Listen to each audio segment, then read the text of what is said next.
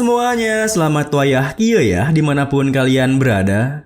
Kembali lagi bersama Mamang dan di video kali ini kita bakal lanjutin manhwa Sang Bos Terkuat. Kita masuk di part 11. Di awal video ini, beberapa minggu kemudian terlihat seorang pria muda yang tengah bertarung dengan seekor monster di sebuah dungeon. Meski monsternya berukuran beberapa kali lipat dari pria muda itu, pria muda tersebut sama sekali tak kesulitan dan bisa dengan mudah mengalahkannya. Kemudian, setelah menumbangkan monsternya, pria muda itu menghampiri 3 hunter lain yang datang bersama dengannya. Namun, meskipun ketiga hunter itu memuji kinerjanya dan menyuruhnya untuk memilih item dropnya terlebih dahulu, pria muda itu menolaknya karena ia tak tertarik pada rampasan di tingkat rendah seperti ini. Ditambah lagi, pria muda itu juga menolak untuk melanjutkan kerjasamanya dan bergabung dengan mereka. Baginya, ia tak percaya pada siapapun dan ia tak membutuhkan rekan tim. Tentu saja, sikapnya yang seperti itu bukan tanpa alasan. Karena sebenarnya, ia sudah punya sistem yang membantunya, di mana ia akan mendapat hadiah jika menyelesaikan misi yang diberikan. Dan perburuan monster sebelumnya juga adalah untuk misi tersebut. Pria muda itu bernama Lee He yang berasal dari sebuah kota perbatasan biasa. Setengah bulan yang lalu, sebuah panel sistem tiba-tiba muncul di hadapannya. Sistem yang memberikan misi baru setiap hari yang akan langsung menghilang jika ia menolak misinya. Dan setiap kali ia menyelesaikan misi, ia dapat hadiah yang menakjubkan. Contohnya seperti hadiah yang ia dapatkan kali ini, yaitu kekuatan tubuh meningkat sebanyak 10 kali lipat. Dengan menyelesaikan misi, ia terus memperkuat kekuatannya dan mulai menyusuri jalan untuk menjadi lebih kuat. Namun tanpa ia sadari saat ia menerima hadiahnya, ia selalu berpose aneh yang langsung menjadi bahan gibahan para hunter yang melihatnya. Hingga namanya mulai terkenal dari setengah bulan yang lalu. Meski begitu, Lia selalu berwaspada dan tidak mencolok, yang membuat beberapa hunter merasa jika Lia bisa meraih prestasi yang lebih besar di masa depan nanti. Lalu, seperti halnya protagonis setiap cerita, hanya Lia sendiri yang bisa melihat sistem dan misinya, bakat yang hanya dimiliki oleh seorang protagonis. Namun, Lia tahu jika ia ingin semakin kuat, hal yang terpenting adalah selalu menjadikan pikirannya dan memiliki sikap waspada. Ia tahu perjalanannya masih panjang, tetapi hari itu suatu saat nanti pasti akan datang.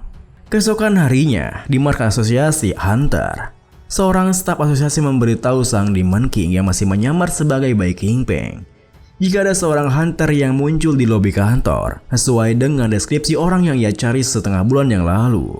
Dengan begitu, Sang Demon King pun meminta staf tersebut untuk mengantarkannya ke sana. Sementara itu, Lia sendiri mendatangi markas asosiasi Hunter dengan niat untuk bergabung dengan mereka. Namun karena levelnya terlalu rendah dan juga tak punya pengalaman berburu yang cukup, pengajuannya untuk bergabung dengan mereka masih belum bisa disetujui. Meski begitu, stafnya menyarankan dirinya untuk mendaftar di suatu cabang asosiasinya terlebih dahulu. Tentu saja hal itu membuat Lee He kebingungan, karena kekuatannya meningkat begitu cepat sampai sistem penilaian tak bisa mengejar kecepatannya. Ditambah lagi jika ia tak bisa bergabung ke kantor pusat, ia tak akan bisa mendapat informasi terkini yang akan menghambatnya saat ia melakukan sebuah misi sistem ke depannya. Namun, di saat Lee memikirkan solusi untuk hal itu, Sang Demon King yang telah tiba di sana langsung saja menyapanya dan menawarinya untuk bergabung dengan timnya. Dengan sebuah alasan jika Lee terlihat cukup berbakat. Sang Demon King juga mengatakan jika misi selanjutnya adalah untuk mendapatkan pecahan artefak suci. Dan jika Lee bergabung dengannya, Lee bisa mengabaikan prosedur dan langsung terdaftar ke kantor pusat. Namun, Lee menolak tawaran tersebut karena ia memegang teguh prinsipnya yang tak membutuhkan rekan tim dan ia juga sedang tidak perlu melaksanakan misi. Dengan begitu, Lee pun berencana meninggalkan Sang Demon King karena ia berencana jika ia tak bisa masuk ke kantor pusat, ia bisa bergabung ke salah satu cabang asosiasinya untuk memperoleh pengalaman terlebih dahulu. Lee juga merasa karena ia baru mulai tumbuh kuat, ia sebaiknya mengambil langkah pelan-pelan dan berwaspada. Namun, baru beberapa langkah ia berjalan, tiba-tiba saja sistem memberinya misi untuk bergabung dengan kantor pusat asosiasi hari ini. Dengan sebuah imbalan, hadiah batas magic powernya akan meningkat 10 kali. Tentu saja, misi tersebut membuat Lee terkejut karena ia harus masuk ke Association Hunter pada hari itu juga. Namun, karena peraturan dari sistem dan juga hadiah yang akan ia dapatkan, Lee He harus memutar kembali otaknya agar bisa menyelesaikan misi tersebut. Namun di saat Lee menatap layar sistem di depannya, staf di sana yang melihatnya langsung merasa jika Lee adalah orang aneh karena menatap ke atas dan berdelusi. Meski begitu, sang Demon King sendiri hanya tersenyum memandangnya karena ia merasa familiar dengan situasinya yang sama persis seperti Lin Xiao dahulu. Di sisi lain, nampak seorang pria yang menaiki taksi dan meminta supirnya untuk segera menuju ke kantor asosiasi. Mendengar tujuan penumpangnya, supir taksinya yang mengagumi cerita heroik by King Peng langsung menceritakannya dengan sumringah. Namun cerita sumringahnya tak disambut baik oleh penumpangnya yang memintanya untuk segera memacu mobilnya karena ia sedang buru-buru. Ternyata pria itu yang tampak begitu cemas dan terburu-buru adalah Lee He dari masa depan yang baru saja regresi ke masa lalu di mana ia berniat untuk mencegah semuanya terjadi. Ia harus mencegah dirinya agar tidak mati di garis waktu ini. Lee He dari masa depan sengaja memilih waktu ini karena ini adalah hari di mana ia bergabung ke kantor pusat Association Hunter. Tetapi ia harus menghentikan dirinya di garis waktu ini agar tidak menerima misi sistem dan menjauhkannya dari pria yang akan membunuhnya. Lia sendiri di garis waktu yang ini tidak tahu bahwa pria yang sedang dihadapi itu sebenarnya adalah sang Demon King. Kita beralih kembali ke kantor pusat Asosiasi Hunter, di mana setelah Lie berubah pikirannya dan menyetujui tawaran sang Demon King, staf di sana telah selesai meregistrasikan informasi Lie yang kini berumur 20 tahun, seorang hunter rang D dan berafiliasi dengan timnya by King Peng. Dengan begitu, karena Lee He telah bergabung dengan kantor pusat asosiasi, otomatis misinya pun telah terpenuhi dan ia akan menerima hadiahnya. Tentu saja hal itu membuat Lee He merasa kegirangan. Tidak hanya telah berhasil bergabung ke asosiasi, ia juga telah memperoleh batas magic power 10 kali lipat lebih besar. Dan kalau ia pikir-pikir, mengikuti tim teratas itu untuk latihan bukanlah kesepakatan yang buruk. Hingga ia semakin percaya jika pendekatan sistem selalu benar. Ditambah lagi dengan hadiah yang ia terima saat ini, level kekuatannya saat ini seharusnya setara dengan sekitar rang B awal. Hal itu pun membuat Lia semakin berbangga diri jika peningkatannya yang sebegitu cepat merupakan bukti jika dirinya memanglah orang yang terpilih. Tentu saja di saat Lia menerima kehadiahnya, ia kembali berpose aneh yang membuat staf di sana bertanya apa yang Lia lakukan. Neng Tiantin yang berada di sana langsung memintanya untuk memaklumi hal tersebut karena Lie masih berada di umur Chun Bio yang suka menghalu. Meski begitu, sang Demon King tersenyum memberitahu Lie jika ia baru saja mendapat sebuah informasi rahasia tentang lokasi pecahan artefak suci yang kedua dan memintanya agar siap-siap untuk berangkat. Namun, alih-alih mendapat perhatian dari Lie, malah gadis-gadis di sana yang semakin mengagumi dirinya, di mana mereka semua merasa jika Bai King Peng benar-benar mengabdi untuk umat manusia secara aktif. Tentu saja hal itu membuat sang Demon King kerepotan, karena informasi rahasia yang barusan ia katakan hanyalah sesuatu yang ia buat-buat untuk menuntun Lie ke dungeon terpencil dan membunuhnya tanpa diketahui oleh siapapun. Sayangnya keadaan di sana malah semakin tidak terkendali karena para gadis dari klub penggemar Bai King Peng semakin membanjiri bertambah banyak. Mereka semua memuji tindakan mulia Bai King Peng yang tulus membimbing pemula seperti Lie He. Tentu saja hal itu hanyalah asumsi mereka saja karena ia hanya Demon King menyedihkan yang tak punya bab permanen life lock demonic tower. Ia hanya ingin menggunakan metode paling aman untuk menghindari banyak sekali manusia kota berlevel tinggi dan ingin diam-diam membunuh Lie di pinggiran luar. Meski hal itu membuat sang Demon King merasa gugup dan juga tersipu malu, akhirnya ia bisa meninggalkan kerumunan itu dan beralasan jika ia akan berangkat untuk misinya. Malam harinya di sebuah penginapan terbengkalai di pinggiran luar, sang Demon King mengajak timnya untuk beristirahat di sana karena mereka telah berjalan harian penuh. Tempat itu dulunya adalah sebuah kota kecil sebelum diserang oleh demon dari Dungeon dan Lucirna. Sekarang tak banyak manusia yang berada di sana. Dan karena tempat itu berada di antah berantah, ada beberapa dungeon di sekitar. Sang Demon King juga meminta anggota timnya untuk jangan berkeliaran saat malam hari dan bisa melanjutkan perjalanannya esok hari. Lalu, semua lelaki akan tidur di satu ruangan dan perempuan di ruangan yang lain. Mereka akan bergiliran berjaga di sepanjang malam. Namun, di saat semua orang mendengarkan arahannya, tiba-tiba saja Lie mendapat misi baru yang buatnya merasa aneh.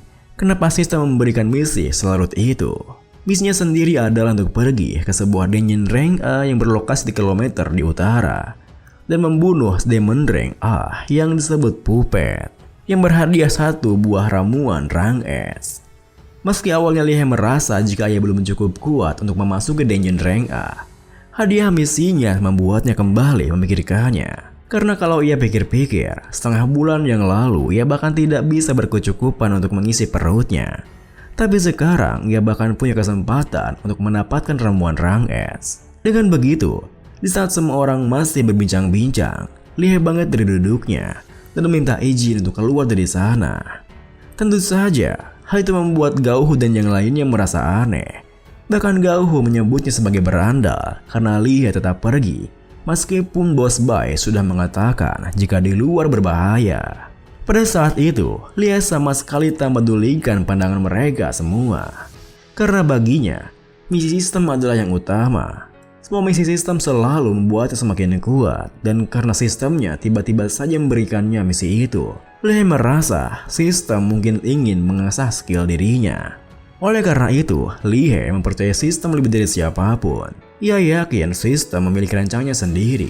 Ia juga percaya diri bahwa dirinya adalah yang terpilih. Jika ia ingin semakin kuat, ia tak bisa mengisi jalan yang sama dengan mereka yang lain. Itulah sebabnya bakal ada selalu orang yang akan mengkritiknya, yang buatnya tak boleh terlalu mempedulikan mereka. Kemudian, melihat Lie yang pergi begitu saja, Neng Lia pun mengatakan jika mereka seharusnya tak membawa pemula yang tak bisa diajak kerjasama. Meski Neng Tian bilang jika Bos Bai merasa Lie berbakat dan ingin membinanya, Liu Xiao merasa Lie itu sangat lemah. Bagaimana kalau ia tewas di luar sana? Mendengar perdebatan mereka, sang Demon King tersenyum menenangkan mereka. Lie mungkin memiliki urusan sendiri. Biarkan saja seperti itu. Ia yakin Lie akan kembali dengan selamat. Kita beralih ke dungeon rank A, Paradox Tag, di mana Lie berada. Sembari melihat-lihat sekelilingnya, Lie mulai mencuri keberadaan monster puppet yang dimaksud sistem. Dan tak berselang lama, monster puppetnya pun muncul di belakangnya, yang langsung melompat menyerangnya. Tentu saja, serangannya yang segitu tiba-tiba membuat Lie tak bisa menghindar dan harus menahannya menggunakan kedua tangannya. Namun, melihat kedua tangannya yang terluka karena menahan serangan tadi, Lie yang tak punya senjata tajam ataupun ramuan tingkat tinggi, yang ia hanya bisa lakukan hanyalah melawannya langsung. Dengan begitu, di saat monster puppetnya kembali menyerangnya, dia mencoba mengaduinya dengan tinjunya. Namun meskipun ia menggunakan seluruh tenaganya, ia hanya bisa sedikit menggoresnya, yang berkebalikan dengan luka yang ia terima, yang mana salah satu dari serangan seacaknya cukup untuk membuatnya tak berdaya. Oleh karena itu, yang bisa Lie lakukan hanya berlari menghindarinya. Sayangnya, Lie yang kewalahan malah menemui jalan buntu, yang buatnya merasa ragu. Apa ini adalah siksaan yang sudah ditentukan oleh sistem untuknya? Atau dirinya saja yang terlalu gegabah? Sementara itu, lihat dari masa depan yang telah tiba di lobi kantor pusat asosiasi Hunter, terlihat tengah bertanya pada staf di sana, apa ada seorang yang bernama Lie di sana. Sayangnya, staf tersebut tak bisa memberitahunya karena mereka tidak diperbolehkan untuk menyebarkan aktivitas para Hunter asosiasi.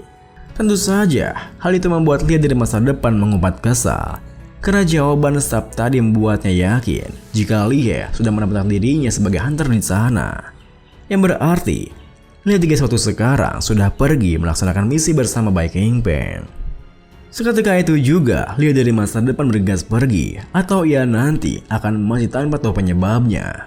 Karena Lie yang diringkes waktu ini tak akan pernah bisa menduga bahwa semua ini adalah jebakan, di mana master sesungguhnya dari sistem itu adalah seseorang yang berusaha membunuhnya. Kita beralih kembali ke dalam penginapan terbengkalai di pinggiran luar, di mana pada saat semua orang tengah tertidur lelap, sang Demon King terlihat tengah mengontrol monster puppetnya menggunakan sebuah magic. Ia begitu menikmati melihat Lie, seorang jenius yang belum matang, yang masih belum berkembang menjadi pahlawan terkenal akan tewas dengan cepat tanpa mendapat ketenaran. Terlebih lagi, sang Demon King punya alibi sempurna dan tak punya motif untuk membunuhnya, sehingga takkan ada yang mencurigainya meskipun puppet dan sistem semuanya disusun oleh dirinya untuk membuat Lie berjalan ke dalam jebakannya. Ini pun diakhiri dengan di saat sang Demon King mengontrol monster puppetnya, kontrol utama panel sistem bertanya padanya, misi apa yang ia akan berikan pada Lie selanjutnya. Sang Demon King pun tersenyum mengatakan, selanjutnya itu tidak ada, karena Lie takkan selamat malam ini.